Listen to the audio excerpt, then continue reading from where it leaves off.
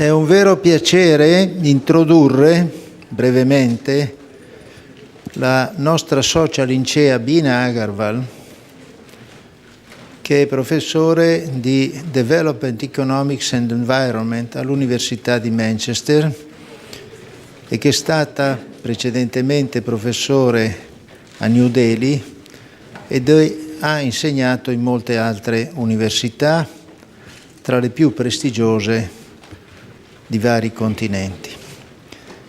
Bina Agarwal ci parlerà del tema Gender Inequality, Food Security and the Sustainability Goals, in qualche modo riflettendo su se stessa e sulle sue ricerche che hanno portato a grandi innovazioni nella comprensione dei processi di sviluppo economico, con particolare riferimento, ma non riferimento esclusivo, ai paesi in via di sviluppo ed ancora con particolare riferimento, ma non riferimento esclusivo, al ruolo della parità di genere, della promozione della capacità, della genialità delle donne in paesi particolarmente complessi, e non solo complessi per la situazione economica, ma complessi anche per la situazione sociale e spesso culturale. Presentare Bina Agarwal attraverso la opera è davvero difficile, perché la qualità e la quantità delle sue ricerche è impressionante. Recentemente la Oxford University Press ha pubblicato 3 volumi di collected essays di Bina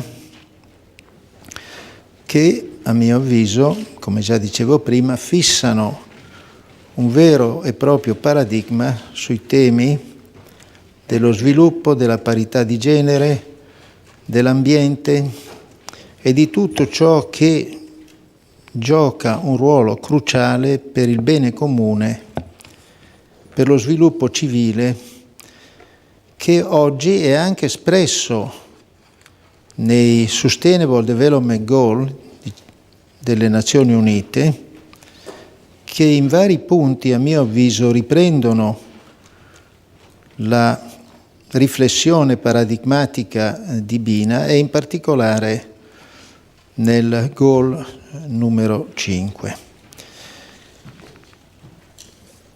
Il suo recente successo nel premio Balzan sul tema del Gender Studies è anche un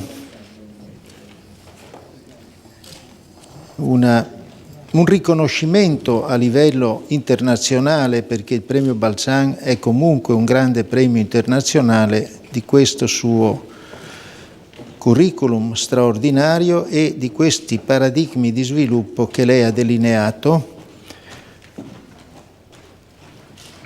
fondando gli stessi anche su due pilastri, oltre che su quello della ricerca scientifica.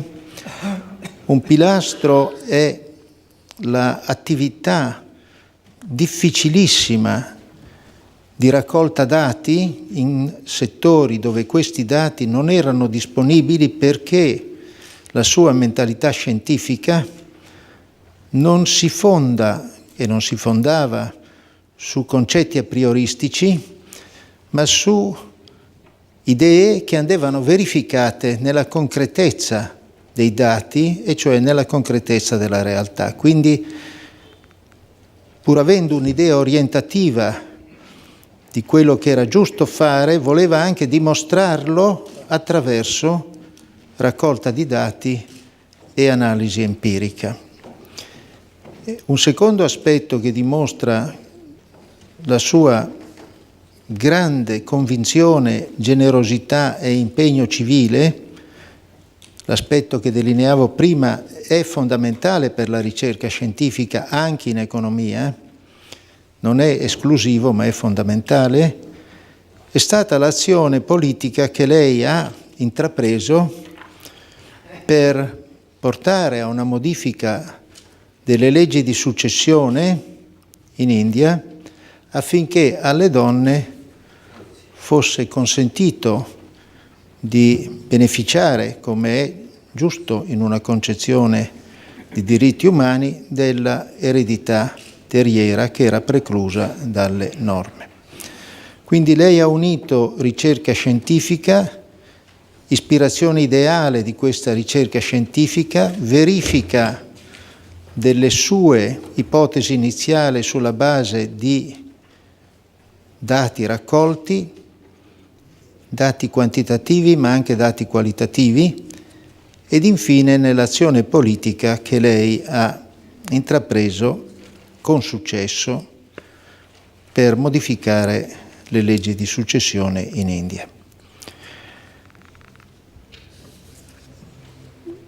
Qualche volta io dico, ma lei non gradisce che lo dica, quindi lo dirò in modo molto criptico, che io mi aspetto, come ogni economista che abbia letto le sue opere, mi aspetto che la saggezza e la competenza di chi attua delle scelte premianti per la capacità di ricerca scientifica, ma anche in molti casi per la missione umana, si renda conto del suo contributo e attraverso dei processi decisionali adeguati ne dia contezza a tutto il mondo della scienza. Concluderei leggendo questa frase su cui ho meditato, che presenta le conferenze delle 5 donne. Fabiola Gianotti, Bina ieri mi ha dato New York Times, mi pare. You gave me the page of New York Times, which journal in which Fabiola Gianotti... New York Times, yes. New York Times, International New York Times, where Fabiola Gianotti was interviewed. Fabiola Gianotti, Emmanuel Marie Charpentier, Elena Cattane, oggi Bina Agarwal e l'ultima sarà Berit Reiss-Andersen, presidente del Nobel per la pace. Ecco, io ho concluso questa presentazione con la seguente frase che desidero ripetere.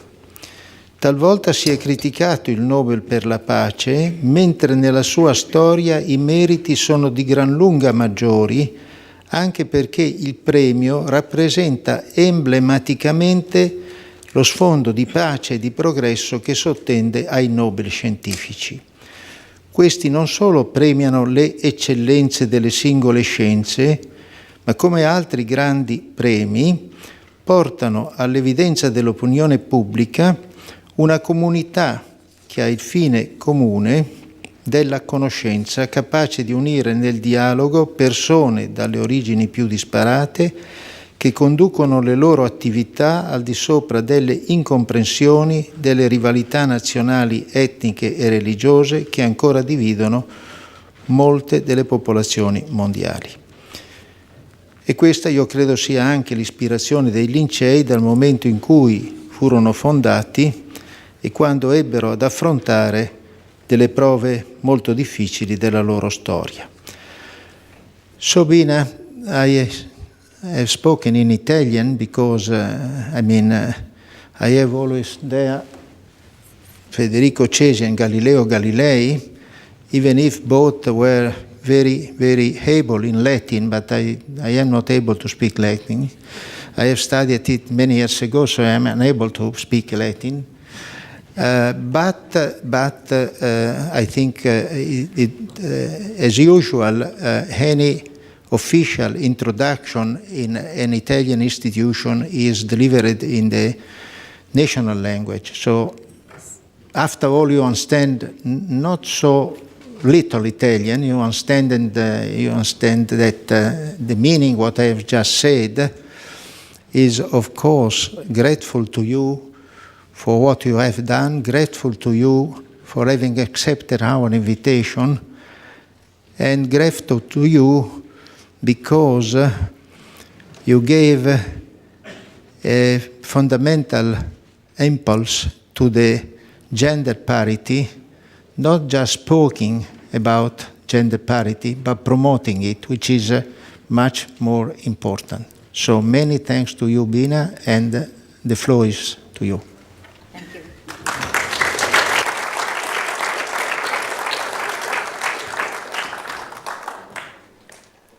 Thank you. Italian has such a beautiful cadence that I don't think there are few languages which could actually compete with that.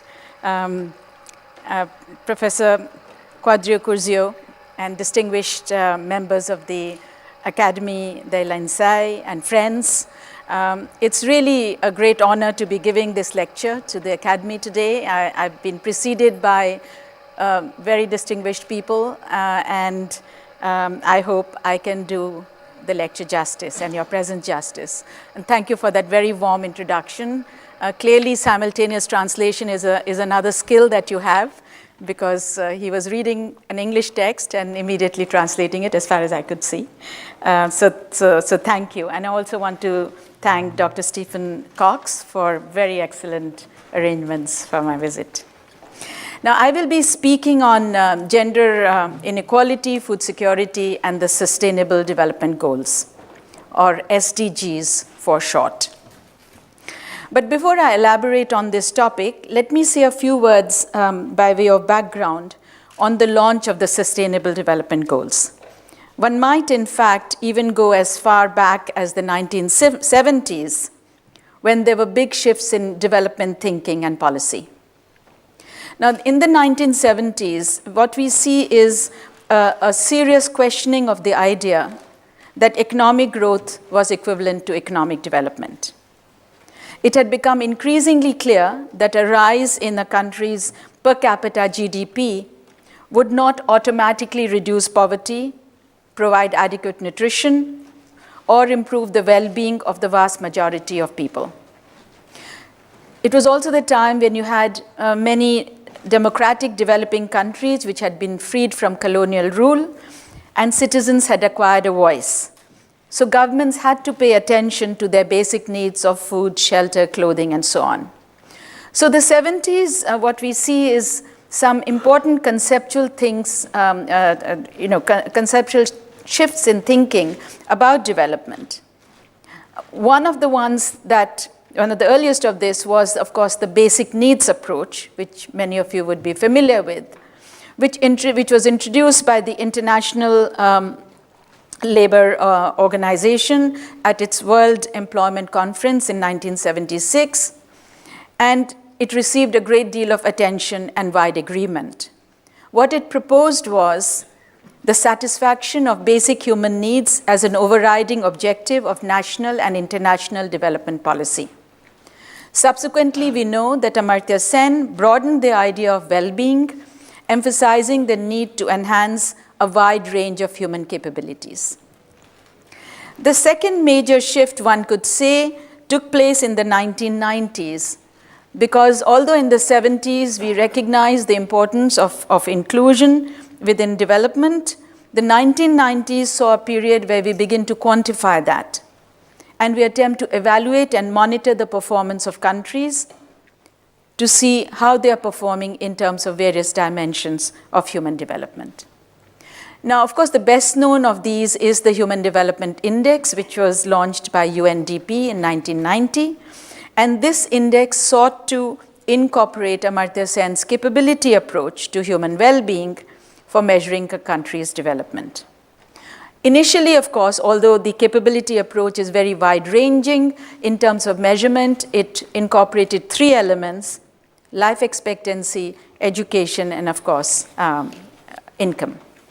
But over the years, we are seeing new indices have been introduced in various reports For instance, the Gender-Related Development Index, the Multidimensional Poverty Index, and so on. And then what we see is the launching of the hang on. I'm just trying to find the, the launching of the Millennium Development Goals. Now, that was, of course, launched in 2000, which incorporated several aspects of well-being to be achieved by 2015. But the UN's Sustainable Development Goals, SDGs, are the most ambitious attempt in this direction, because what they seek to do is combine economic, social, and environmental dimensions with a particular emphasis on social inclusion. Now, it was launched in 2016 by the UNDP. These Sustainable Development Goals are seen as a universal call to action to end poverty, protect the planet, and ensure that all people enjoy peace and prosperity. We know there are 17 goals, 169 targets, and all to be achieved by 2030. So it's a very ambitious objective indeed. Now, what are the SDGs? Now, what you will have in your folders is actually a sheet, because I'll be talking about the SDGs. So just so that you can see a reference to them fairly easily, you might want to refer to the copies you have. Now, unlike the MDGs, which were identified top-down, the 17 SDGs were identified through a long process in which international organizations, governments, and civil society from the Global South also participated. Now, this you can see reflected in the very wide scope of the goals and the sense of ownership by countries. So perhaps we can view them with some degree of optimism, since such a broad spectrum of people would be interested in achieving them. At the same time, of course, like all UN agreements, they involve compromises, which are arrived at when you try and build a consensus. So in this talk, I will focus especially on SDG 5, which is the 5th Sustainable Development Goal, which aims at gender equality. Now, SDG 5 covers many aspects. As you can see, I've just summarized these for you from various aspects of various economic aspects to social aspects, from access to land and property, financial resources, natural resources, to questions of violence, child marriage, reproductive health, and so on. My focus today will be particularly on those which I have color-coded as red. Now, what I will argue is that although SDG 5 holds a substantial potential in promoting food security, it also has serious limitations in its ability to do so on its own. For success, it will need to create synergies with other goals. At the same time, one could argue that other goals also are less likely to be achieved if they ignore gender. So essentially what I'm arguing is that we need to establish synergy between goals both ways. Now, before elaborating on these aspects, let me say something about what kinds of roles women play in food provisioning, given that I'm going to be linking SDG 5 with the question of food security. Now, women play a central role in household and national food security. They are food producers, they are household food managers, and they are consumers. Now, as producers, women constitute a substantial and growing proportion of agricultural workers.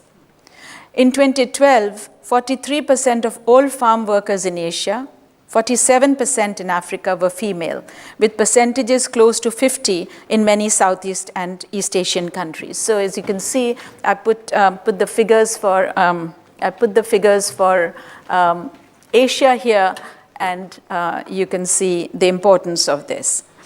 In some of the world's major rice-producing regions, which of course are the most important staple for the poor, half or close to half of the agricultural workforce is thus female.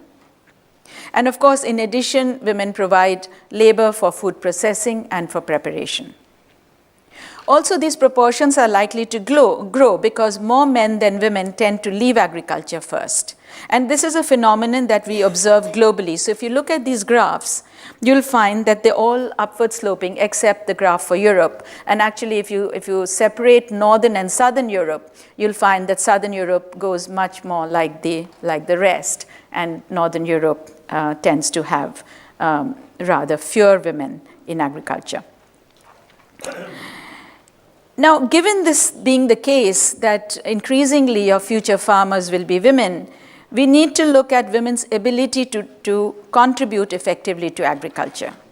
And this depends particularly, of course, on their access to land, which is the most important productive resource that farmers use. But there are very high levels of gender inequality in access to land due to male bias in inheritance laws as well as in government land distribution policies. Now, although we find that rather few countries collect gender disaggregated macro data on land ownership, existing figures are illustrative. So if you look at this table, what I've tried to do is cull together evidence from sometimes from macro data, but other times from smaller surveys to give you a sense of the inequality. Nepal, of course, in its 2001 census, introduced a question to ask what proportion of women own land, and they found only 14% of women owned land in rural landowning households. In India, we still don't have macro data for that, but if you look at micro data, India is such a large country that there are great inequalities across regions. And you find that Northwest India, you would find 10 to 15% of women owning land, and in the South, it's larger, it's 19 to 20%. And I will, in a minute, tell you why there are these regional differences. What we have for India, however, at the country level is the agricultural census of 2010-11, where we know that only 12.8% of all operational holdings, which are really cultivated fields, are in women's hands, and they cover only 10.4% of operated area. In Africa, we have a similar situation. So, for instance, you have in Kenya, only 5% of women are registered landholders. In Ghana, the percent of households where women own land is 10, and so on. And Latin America, again, depending on the country you're looking at, the range is between 12 to 24. So basically, you find that there is very high levels of inequality. And then if we ask the question, well, beyond ownership, do they control it effectively? Are they able to make decisions on it? Then those rights are also restricted, because you may have land, but you have restricted rights to perhaps lease them or to use them as collateral, to mortgage them, or to sell them.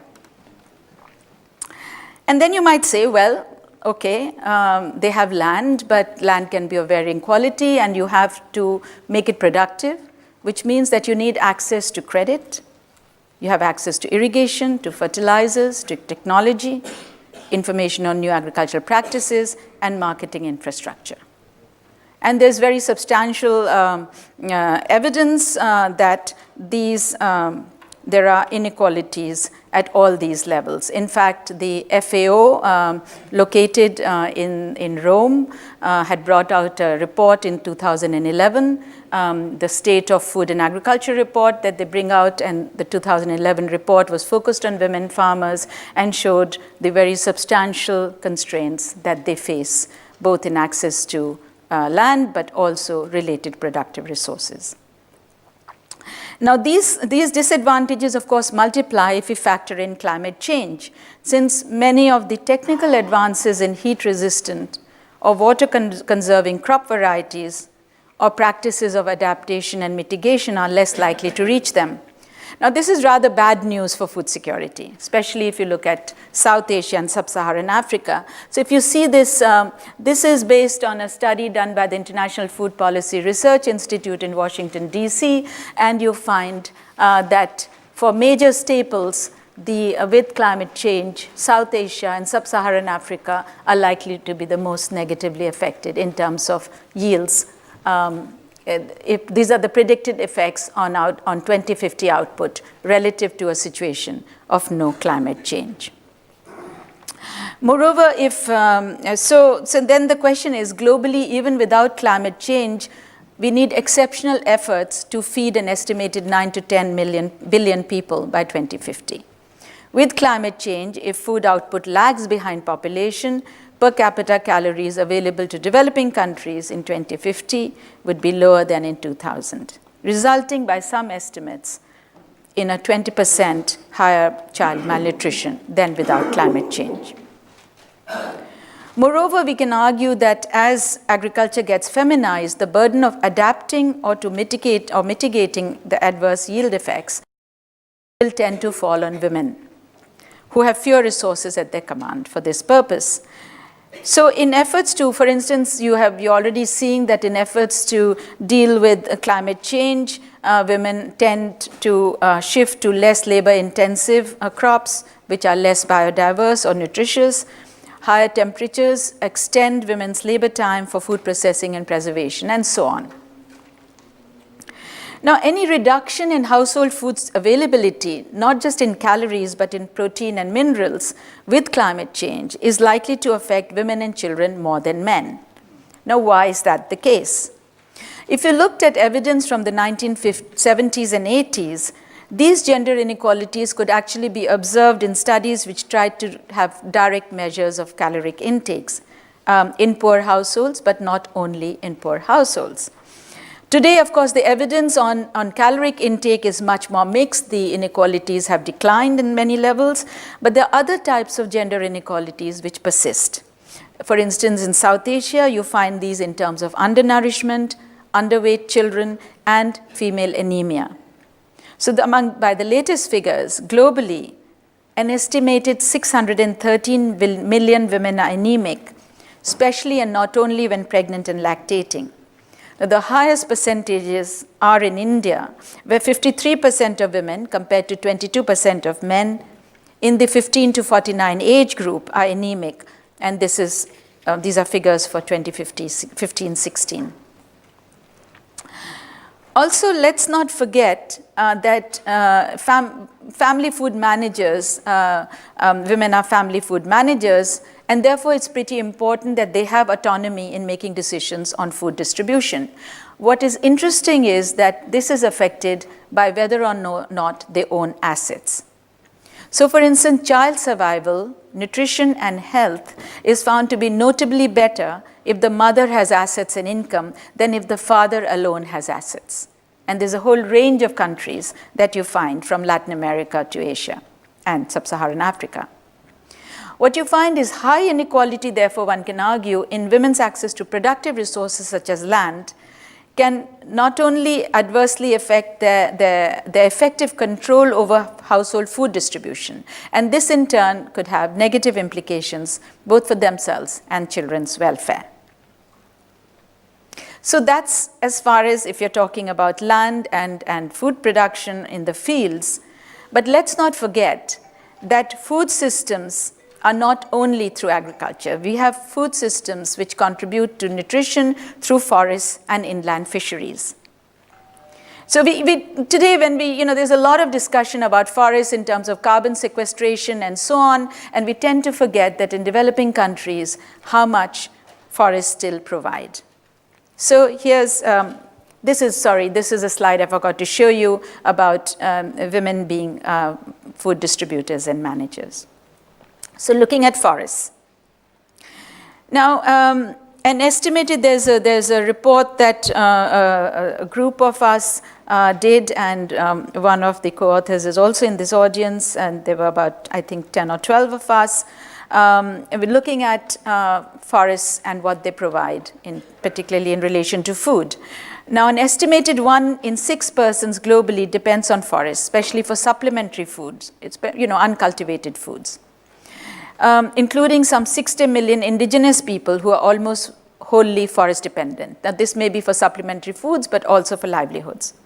Now, there's also an organization called the Economics of Ecosystems and Biodiversity, which did an estimate and said we always talk about aggregate GDP.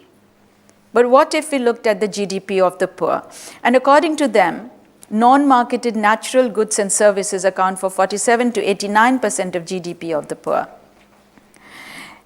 Also, forests provide green manure, they provide livelihoods, they provide green manure and fodder for animals and other inputs for smallholder farmers. Now, if you see these figures, they're deliberately chosen. Here's a woman collecting firewood. She's collecting non-timber forest products. These are mushrooms in Africa, and so on. Now, these pictures show women, because that is the reality, that forests, women and girls undertake much of the gathering of forest products, food, firewood, and fodder. So would anybody want to take a guess on how much she is carrying? Anybody? Well, it's certainly more than what you're allowed to carry in budget airlines these days, which is it's more than 20 kilos. And she does this every day. And if you're old, if you're still cooking and you're living on your own, it means you have to collect your own fuel. And your little girls, you come back from school, you're collecting firewood. And if you're hill women, that's what you're doing. Now, it may surprise you, in fact, how much dependence there still is on firewood as the single most important cooking fuel in large parts of Asia and sub-Saharan Africa. Now, of course, we know that in the long term, you want to move to cleaner fuels because there is a huge amount of evidence on the health-damaging effects on women and children from kitchen smoke from unprocessed biofuels.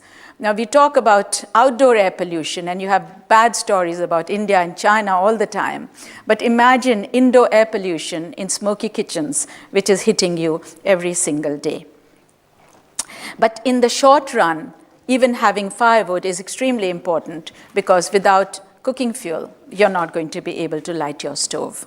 So African women often say, well, it's not what's in the pot that worries you, it's what's under it or what's not under it. So forests are important, and then, of course, seas. So like forests, seafood contributes greatly to food security. 1 billion people are estimated to depend on seafood as their primary source of protein, and 25% of the world's total animal protein comes from fisheries. Women constitute 46% of workers in small-scale fisheries and 54% in inland fisheries. Now, although, of course, we know that marine products are harvested mainly by men, it is aquaculture which is the fastest growing. So by recent World Bank estimates, aquaculture is expected to contribute more than half of all fish consumed globally by 2020. Now, the expansion of inland aquaculture, which is a large part of it falls in women's domain, could provide a more sustainable form of fish production than open sea fishing and could even help conserve depleting marine resources. So I'll come back to this, but we've often been talking about how large technology and trawlers tend to do away with the livelihoods of small fisher folk. All of them, of course, are men, so there's competition there. But this could be an opportunity if we move towards aquaculture, which is in women's domain, as a way of conserving marine resources. So overall, therefore, while women are central actors in food provisioning and their inputs will increase with time, they are stymied by serious constraints in access to resources and inputs. So then we can ask, well, to what extent does SDG 5, the Sustainable Development Goal on Gender Inequality, address these constraints? So firstly, let me consider the positive, which is what is the potential? Now, if you look at SDG 5, there are two elements in it which focus, on which it focuses, which have a particular bearing on household and national food security. And these two elements are women's access to land and property and their access to natural resources. So to begin with, secure land rights can enhance the productivity of women farmers, whose proportions I've already noted are growing with the feminization of agriculture.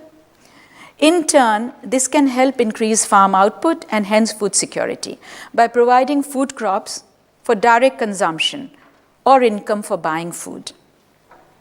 It will also improve intra-household nutritional allocations, since owning property, as we know, increases women's bargaining power within families, and this would indirectly improve children's food security, given the link between the mother owning assets and child survival, nutrition, and health. Now, SDG 5 pays serious attention to women's access to land. It says it very clearly and specifically. So this is an opportunity. But women can obtain land in at least 3 ways. One is through the family, especially through inheritance, the market, and through the state. Now, SDG 5 explicitly mentions only inheritance laws and not state policies. But you'll say, well, okay, since most farmland is largely privately owned in most developing countries, in India, 86% of arable land is privately owned, a move towards gender equality in access of family land will provide security of tenure and food security to large numbers of women farmers and their families. The other positive in SDG 5 is access to financial services. So affordable credit, I mean, we all heard of microcredit, but still most women don't have access to formal credit. Affordable credit, you could say, will help women invest in necessary inputs.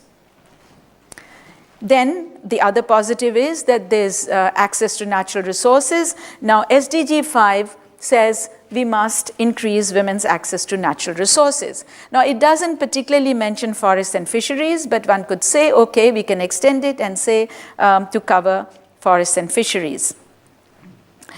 Now, so it's again an important opportunity because these are both important sources of food, if policymakers and practitioners interpret it in those terms. And then it emphasizes women's effective participation in public life. So you'll say, well, what has that to do with food security? What it has to do with, although if you read the subtext, what they have in mind is women being in legislatures or in village councils, but it could be extended to community institutions such as forest management groups and water users associations. And I'll come to why that is important in a minute. So overall, you'll say, well, SDG 5 can be a good ally if countries are willing to extend the interpretation of these goals.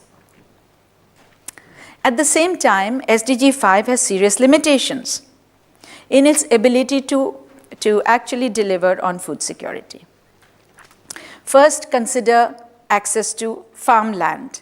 Now, I'd already said that it's a good news that it talks about access to land, but then it says land via inheritance, it only focuses on that, and then it adds a little tail.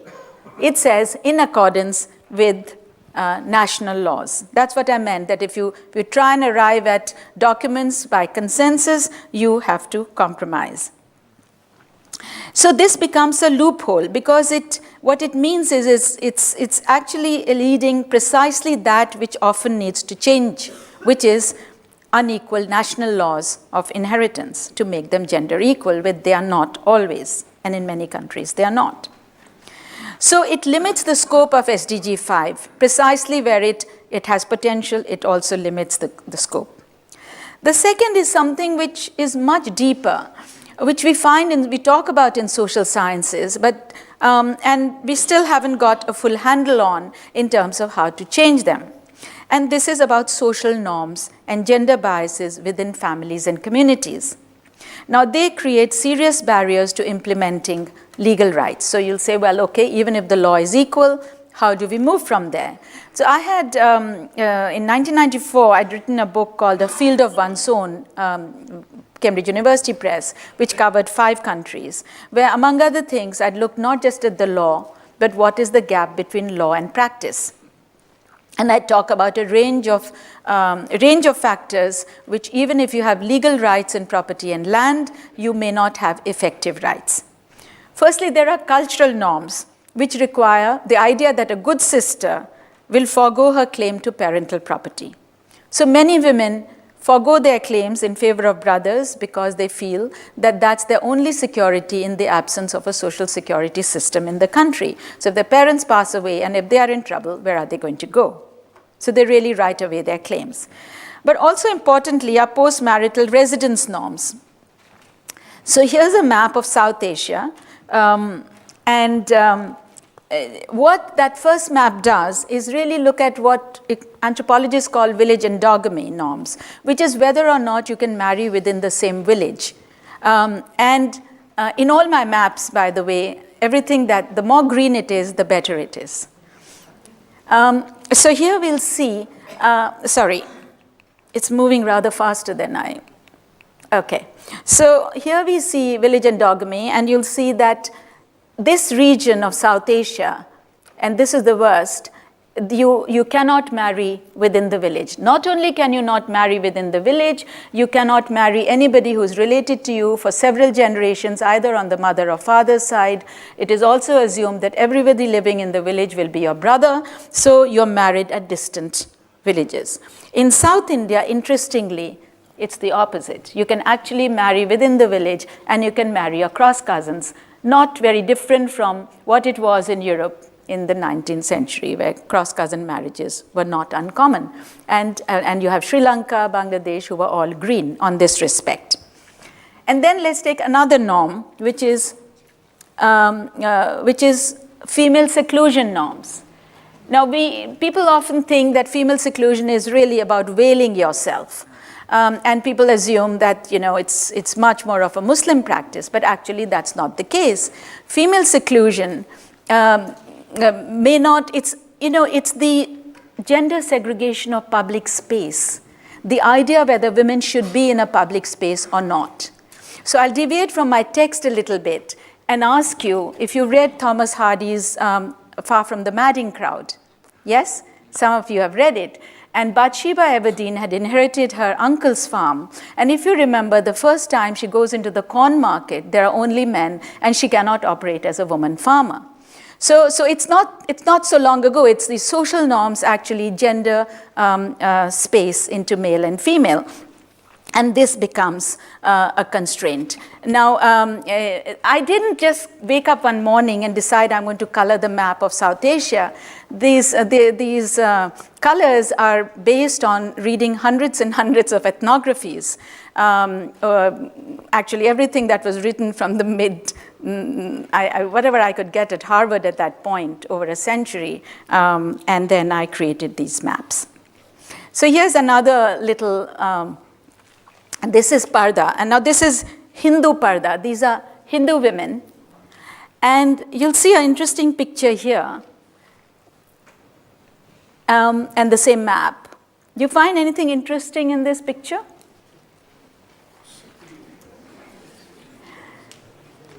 What's interesting in this, yes, Alberto?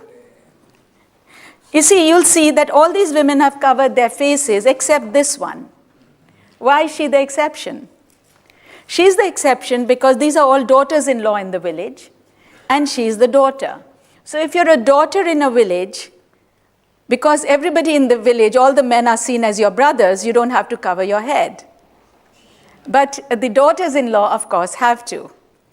So you have these, this picture really depicted it rather well. But essentially what I'm saying is, since marriage is more or less universal, women marry in, and they're quite young. And if you're farmers, even if you inherit land, you have a bit of a problem. Because how do you wheel and deal and go to the marketplace if you want labor or if you want anything else? So this is just to show you that we may have SDG 5, we may have equal laws, but then you have to implement these laws, and there are social norms. Now, dealing with social norms of this kind is outside the purview of government policy, but SDG 5 makes no mention even of that which does fall in the scope of policy, namely government land transfers to women and subsidized credit for helping them purchase land. So what I'm saying is that there are restrictions of communities and families in women's access through inheritance, but there are other ways by which land women could acquire land if the governments were more open to distributing land to them. Okay. The second, second limitation is that, of course, of inputs, that you need inputs beyond financial services, but financial services, which SDG 5 recognizes, is not enough to, you also need fertilizer, you need access to irrigation, you need marketing, and so on and so forth. Similarly, although SDG 5 mentions women access to natural resources, it does not say what comes under the purview of natural resources and how would women have access to them. Now, we use the term natural resources rather casually and for covering everything, but I don't think it's very helpful to do that unless we specify what we are talking about.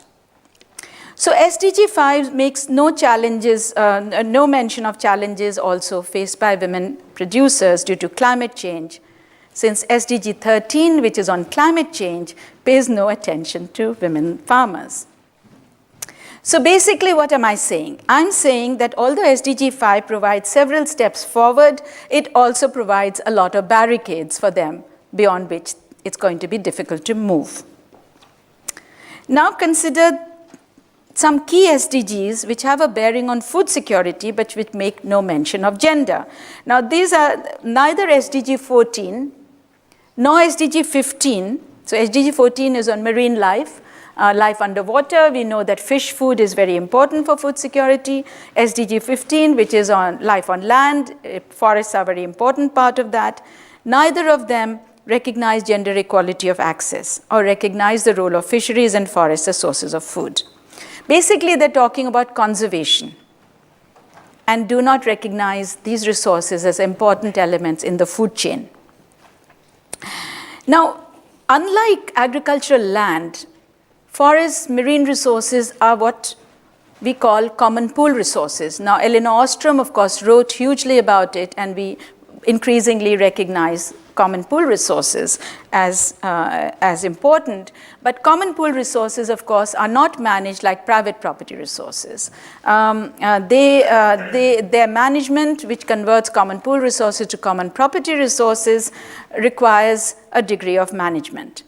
Now, in my work, I found that including women in the management of forests makes a huge difference, not only both to conservation outcomes and equity outcomes. So here I'll share with you briefly results of my book, Gender and Green Governance, which Oxford University Press published in 2010. And what I did, you see, there was a lot of literature which said, well, women are absent from forest governance, and why they are. So I said, well, let's turn that question on its head and ask, what if women were present? Would that really make a difference? Let's test it out. So I collected data from India and Nepal, Gujarat in India and Nepal, and I looked at the impact of including women in these community forestry groups. These are villagers who have formed these committees, and they are protecting forests. Now, I don't have time to go into the results at the moment, but let me share with you what my results are. And what I found was that having 1 or 2 women is not enough. You needed a critical mass of at least 25 to 33% women in the executive committee. And once you had that, then it made a huge difference. So for instance, in my regression results, I found that both in Gujarat and Nepal, when you had a critical mass of women, conservation outcomes were hugely better. And in one district of Gujarat, where you had landless women as part of the committee, you found that the likelihood of forests improving was 75% higher than in groups which had few or no women. In the case of Nepal, all women's groups had a 51% greater likelihood of forest improvement relative to groups with men. So basically, in the long run, improved conservation will increase the supply of forest products and biodiversity. And similarly, you could expect that women's greater involvement in marine resources will improve conservation. In addition, and I don't present those results here, you find that where women are critical mass in committees, you also have less firewood shortages. So that helps both them and the community. Okay, so then having learned this, how do we move forward? So I'm going to suggest that yes, SDG 5 has limitations, but there are 4 ways by which we can synergize SDG 5 and the goal of food security. Firstly, let's interpret SDG 5 broadly and imaginatively. For instance, when we talk about women's access to natural resources, let's talk about their access to forests and fisheries in particular. And although none of the SDGs mention irrigation water, we can extend the idea to cover irrigation. The second is, let's draw on SDGs which do mention gender equality and link it with food security. And these are SDGs 1. SDG 1 is about no poverty, and SDG 2 is about zero hunger. Now, what's very interesting is that both these SDGs actually reinforce the importance of gender equality and reducing gender inequality. The SDG 1 does it by focusing on land tenure, credit, and new technology for both women and men. And SDG 2 on hunger mentions access to other productive resources and inputs, knowledge, markets, and opportunities. So what I'm saying is what is missing in SDG 5 does exist in other SDGs on gender, and there is a potential for synergy. So if we need to implement them in tandem. The third is, let's interpret SDGs which mention gender but don't mention it adequately, which is the SDG 13 on climate change. And then the fourth is, let's engender the SDGs which completely ignore gender. And these are SDGs 15 and SDGs 16, forests and fisheries. The argument that one needs to make here is that given the evidence I've just presented, these SDGs will not attain their own goals of conservation if they ignore gender. And this is what my research on forests shows. So overall, SDG 5 on gender equality has a substantial potential in improving food, both household and national food security, if it's interpreted imaginatively by governments and civil society practitioners on key elements like access to land and natural resources. And even with this broader interpretation, however, we'll have limitations unless there are synergies with other SDGs. And this would include not only SDGs concerning poverty, hunger, clean water, and climate change, but also marine resources and forests. And none of these SDGs, as I've said, will achieve their own goals unless you bring in more on gender equality. So finally, I come to my last point. And this is the point that none of the SDGs pay attention to what I think is a key factor today in achieving food security, which is institutional innovations, particularly in agriculture. Now, there's a global debate today on food security and ecological sustainability, and this debate is polarized. There are people who say, well, let's focus on smallholders because they are the farmers. The others who say, look, the smallholders don't have enough resources, let's move to large commercial farming. Those who argue the latter don't pay attention to the question, if small farmers were to give up farming, where would they get jobs? You'd only increase poverty. I believe there are answers which lie in more innovative models of farming, which are less individualistic and isolated and more based on cooperation. And this is what I'm doing, my current work.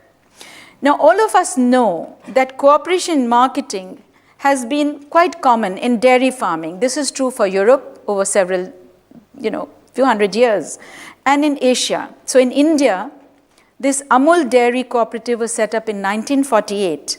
And today it has 3.6 million members who are typically poor. So this is a picture of two women in Gujarat who are actually taking their milk to the Amul dairy. And they take their milk every day, it's get calibrated, and they're paid immediately after that. So you see a lot of cooperation. It's called cooperative. But my argument is that this is only marketing. There's very little cooperation in production. So can we go a step further? So if we go a step further, how about that we actually invest in inputs like irrigation, which increase production?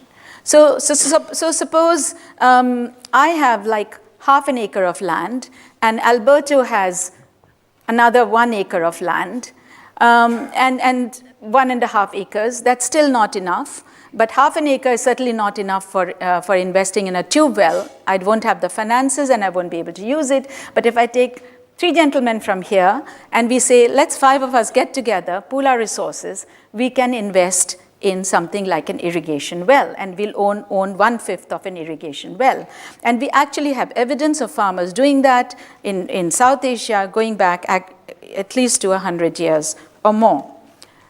And then you will say, well, with climate change, let's do crop planning across ecological zones. There's a huge possibilities of cooperation there, and in soil and water conservation.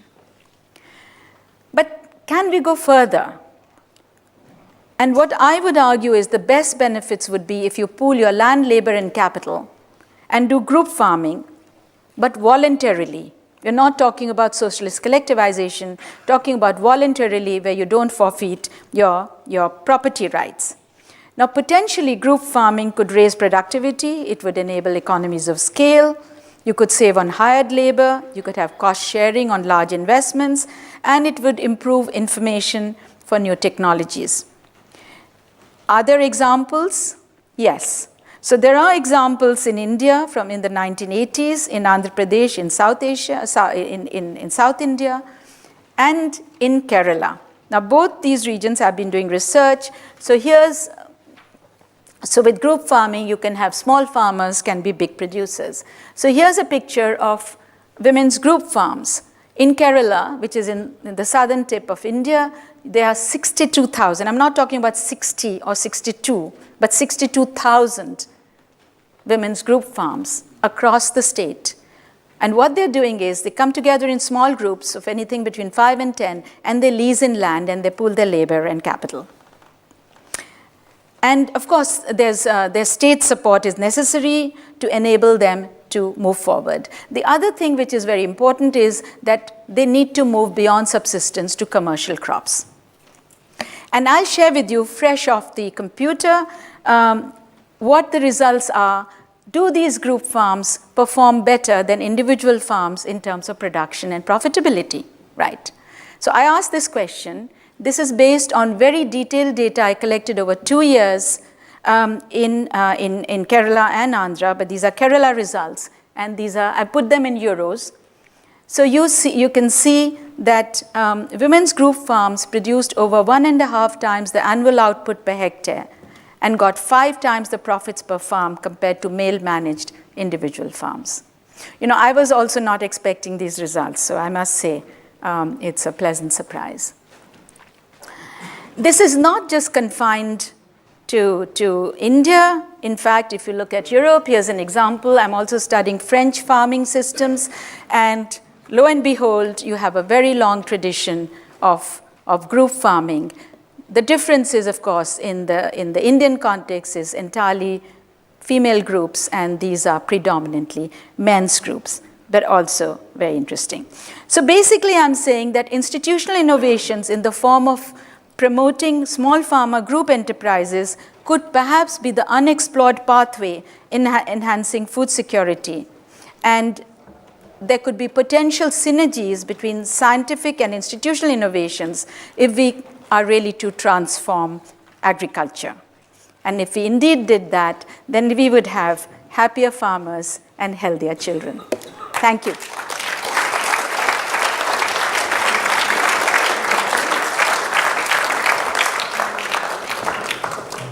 Thank you, Bina, for this illuminating speech. And now, if someone has questions, Bina is here to answer.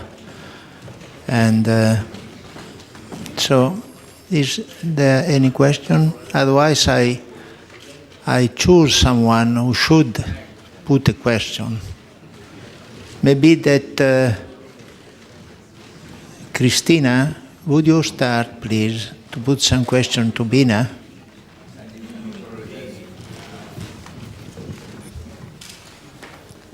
Of course, you are well-known feminist and expert and economist and so on. Where did your inspiration in terms of economic categories and concepts, where did you draw your basic tools of analysis? Did the feminist literature was any help, or, as I suspect, came from some kind of interdisciplinary approach to the matter? What we call feminist literature is so wide-ranging. So you can have feminist literature in every in every discipline. Economics has been somewhat of a slow starter, but nevertheless, a whole body of work has built up. But for me, the prime mover has been a concern with trying to understand the causes and implications of poverty and ways out of that, and also also inequality. So for me, both poverty and inequality, to study those was very important. And then obviously, if you're studying inequality, how could you not look at gender inequality? Because that's several steps deeper. So in a way, I saw gender inequality much earlier on than I began to work on it in terms of my academic work. But the tools, so the tools of analysis, my approach is you start with the problem rather than with the method. So I don't say, well, this is a good modeling exercise and let's look for data and analyze it. Rather, I say, what are the important questions that we need to ask? And if there are no data, then let's collect it. So when I did a field of one's own, which was my major foray into interdisciplinarity, I sort of, I just kept separating the brambles and moving forward. I taught myself law. I taught myself inheritance law for 5 countries in South Asia. And inheritance law in India, for instance, is different according to region and religion and type of property. So it meant looking not just as, okay, what is the Hindu law, what is the Parsi law? It also meant, how does it apply to each state? And so what I'm saying is, and the lawyers had not done it. I mean, they were not working on this field. So I taught myself enough law to be invited to teach law in New York University. So what I'm saying is that there are tools which exist. I mean, obviously, tools of Marxism open you up to questions of inequality, but then you also critique it because it doesn't deal enough with gender inequality. There's Amartya Sen's very important work which is less talked about, which is a key paper he wrote on cooperative conflicts, which is that you look at households and they are not spaces of altruism, as for instance Gary Becker's work might indicate, and you don't share common preferences, but there is bargaining going on implicitly or explicitly within the household. So you can look at key elements, but then you also have to create your own tools. Don't you agree? Well, I think that your answer shows clearly that if you had been a standard economist by standard academic tool, you would have not had the answer of a lot of the problem that you raised.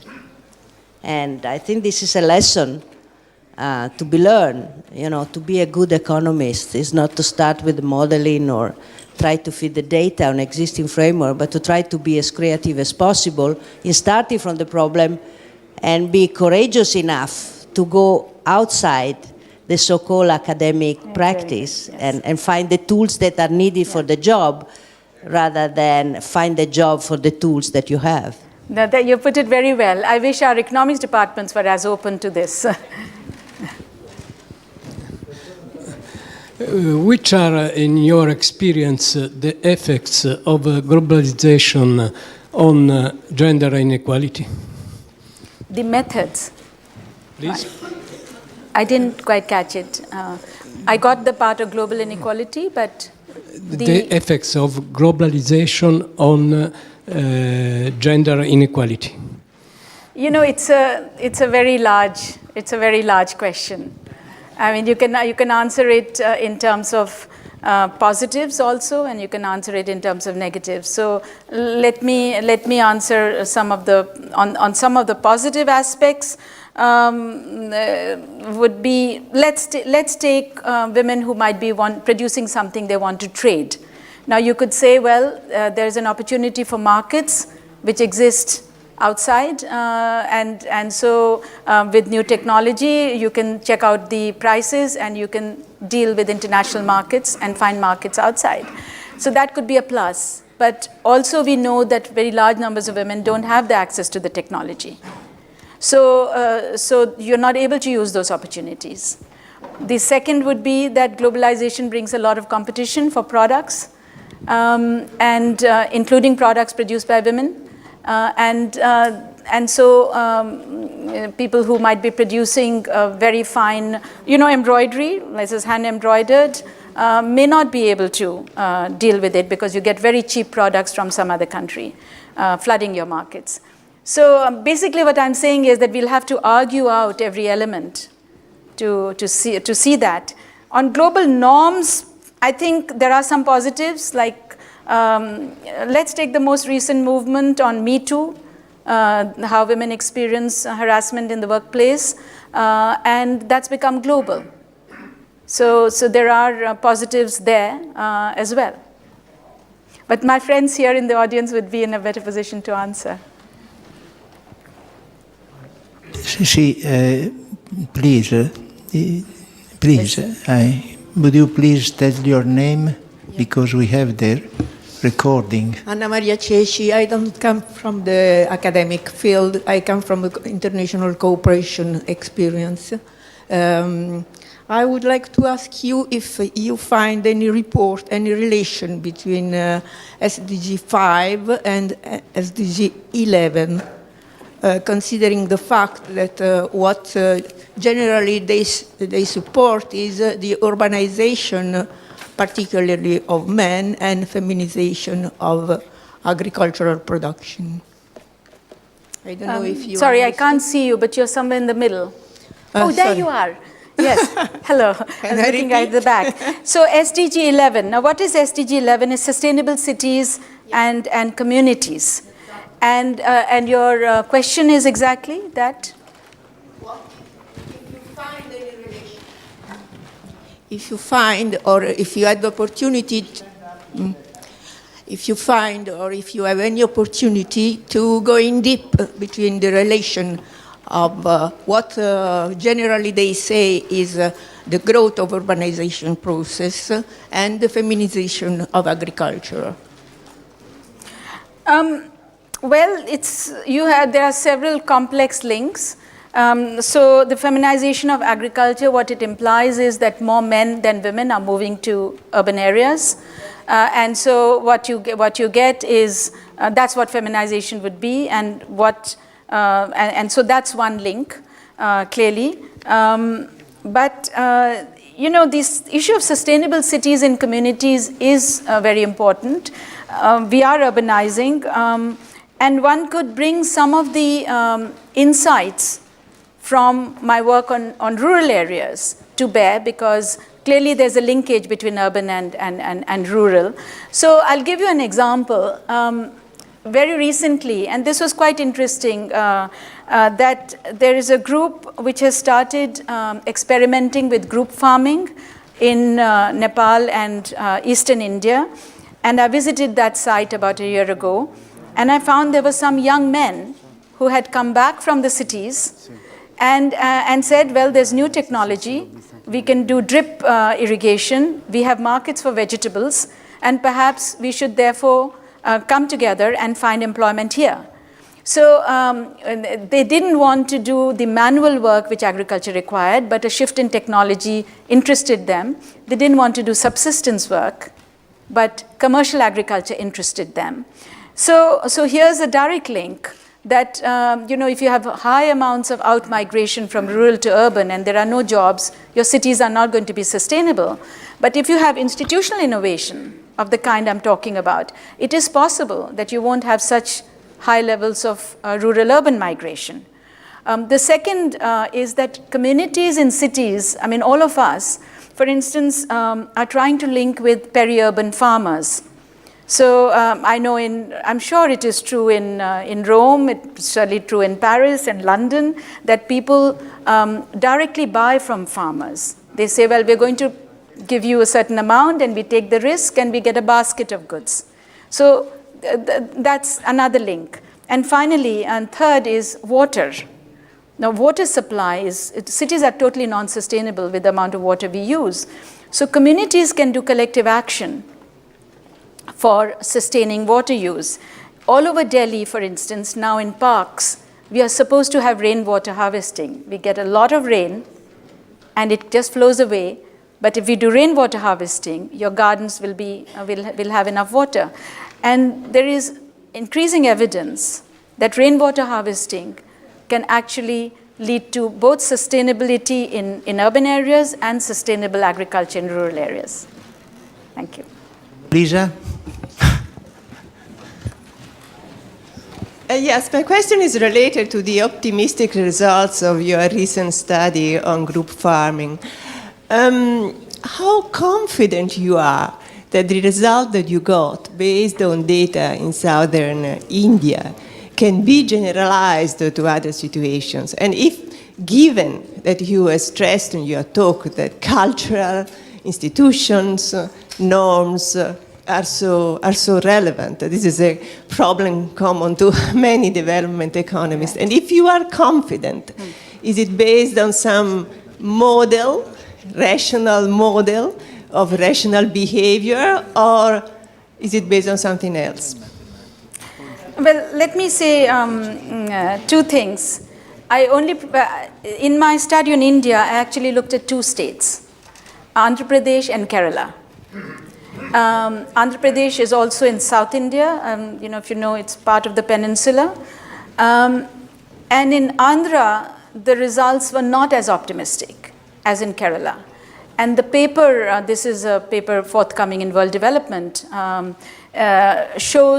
tries to argue why it is that Kerala has done better than Andhra. And one of the aspects which I'll share with you, is that there is an assumption that women should be growing food crops for food security. So there was an NGO which was promoting through governments, through UNDP support, group farming in Andhra, but they said women should be cultivating food crops. Now, if you don't have enough irrigation, you're really susceptible to weather changes, droughts. And they didn't do so well. But where they were growing cotton commercially, they did as well as the individual farmers. In Kerala, there was no such assumption. They could grow what they wanted. So when you look at contrasting examples, and you're able to tease out what works and what doesn't work, that's the basis and that's the principle that you carry forward to say, is it replicable? You're not looking very convinced. So let me give you another example.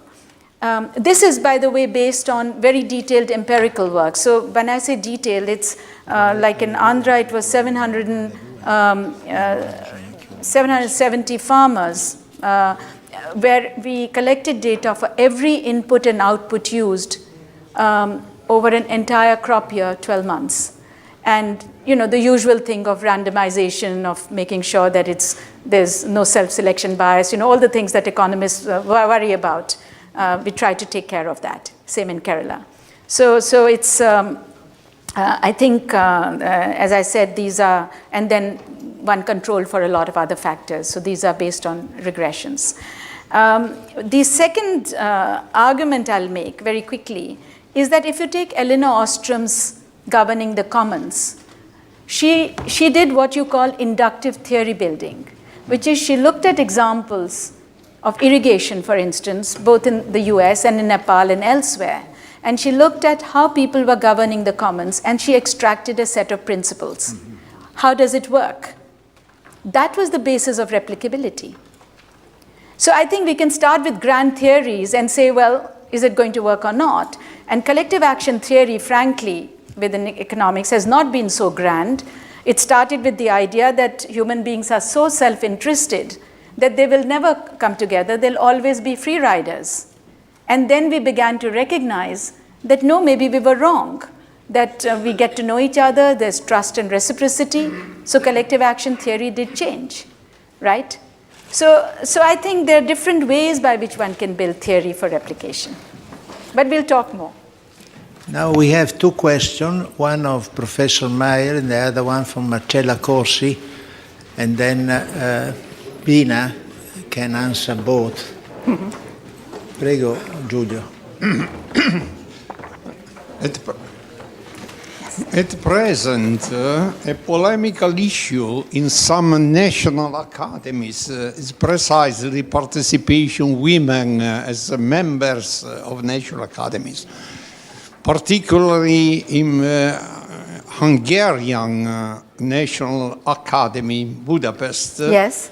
There is this polemical issue rather important, let us say, for the academic community. Another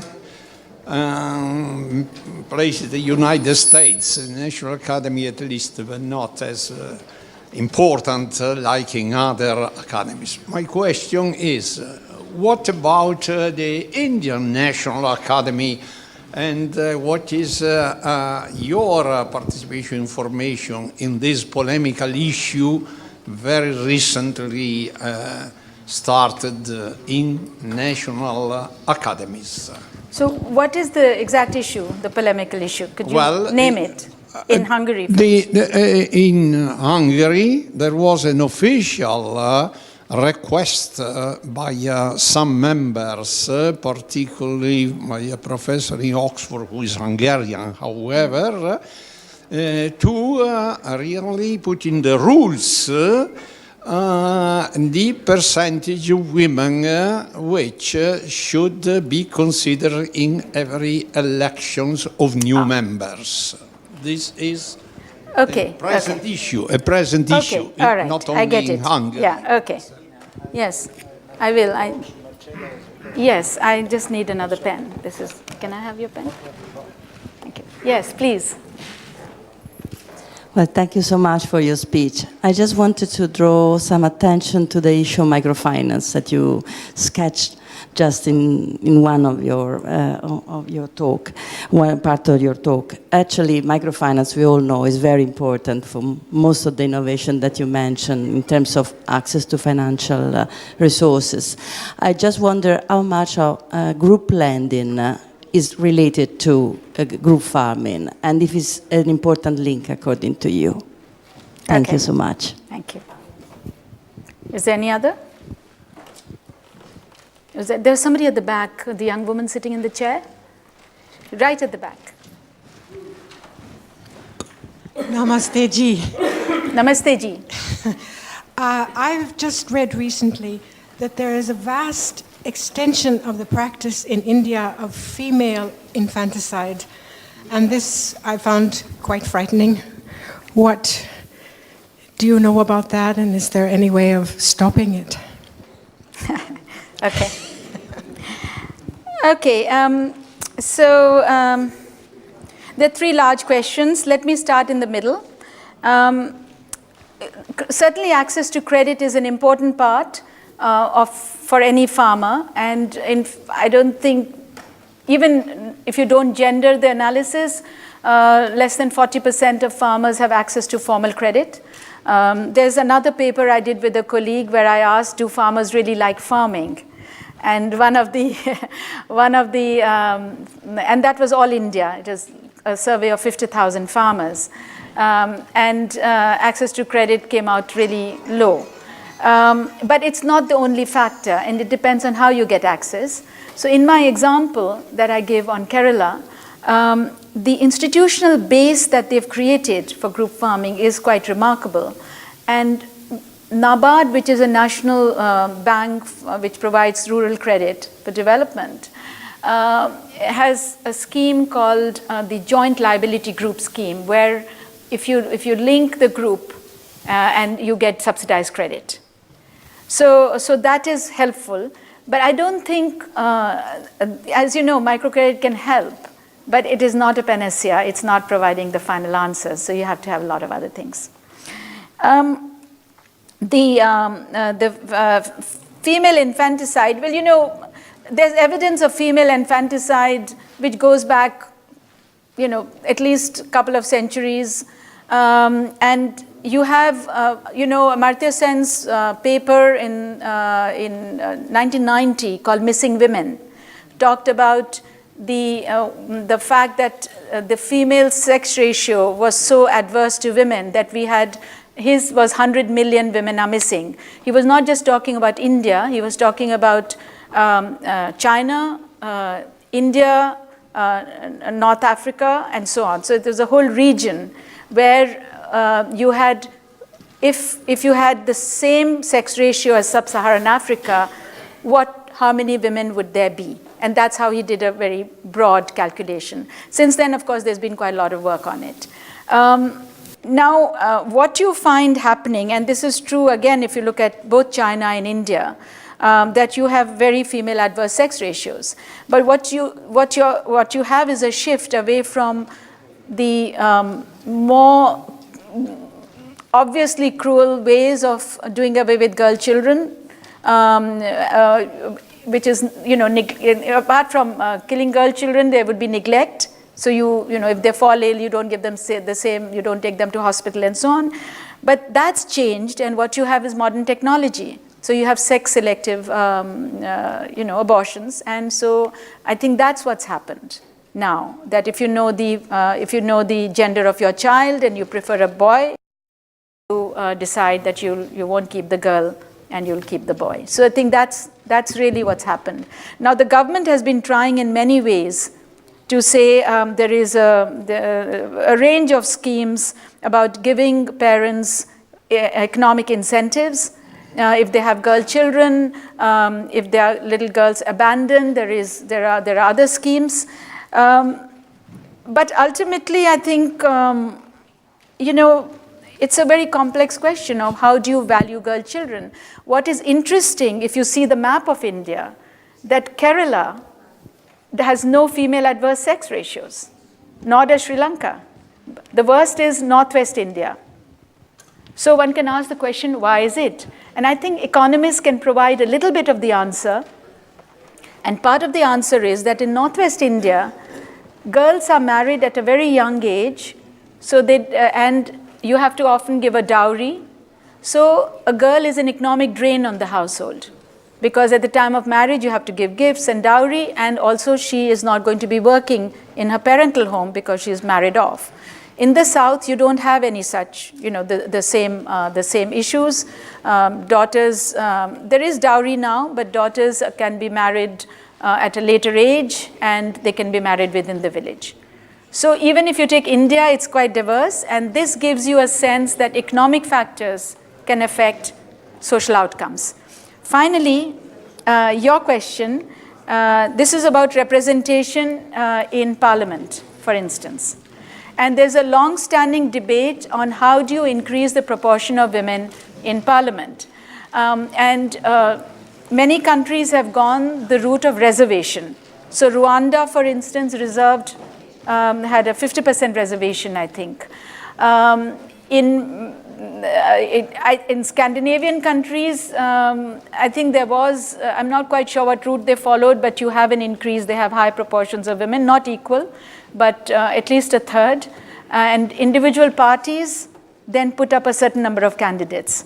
In India, we've had a long-standing debate, you know, although they have approved 1/3 reservation of women in village councils, they've not approved 1/3 women in the parliament.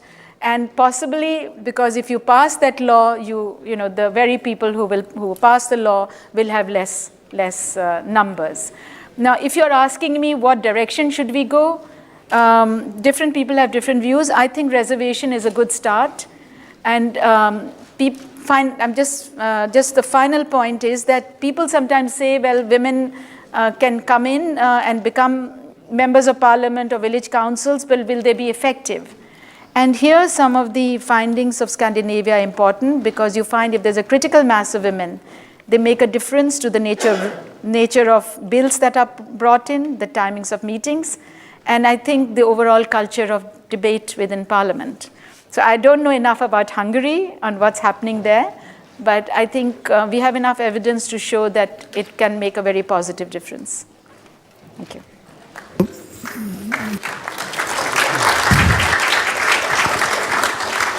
Many thanks to Bina for this illuminating lecture, which demonstrates once more that Bina, in her life, felt three different but complementary issues. She had the idea of a mission to fight poverty and women oppression. But at the same time, she felt that in order to get results in fighting what I just said, she had to be a scientist, a social scientist. And so, in order to be a good political economist, she decided to deepen fully economic theory, economic history, and all these things. And so she went to Cambridge and she got her degree, and she was, in a certain way, accepted by the profession as a fully professional economist, because she needed to be trustable by the profession. And so she has done a lot of studies. But at the same time, she felt to be a social scientist, which means also to know anthropology and to know legal issues and all these things, and also to know how to utilize data, both quantitative and qualitative, in order to fulfill the goals that I've just said before. And finally, she had the courage to make proposals and to sustain such proposal in institutional settlement, which were clearly against, or perhaps not against, but certainly they did not consider it the two ideals of fighting the poverty and fighting the oppression of women. So, Bina, many thanks for what you have demonstrated to us once again, and I give you our medal, which is the Lincei, as you know. Oh yes, my God. Dedicated to you. Thank you. Well, you may not see it, but I'm also a member of the Accademia, and I have my little pin here as well. Thank you very much. Thank you. Thank you.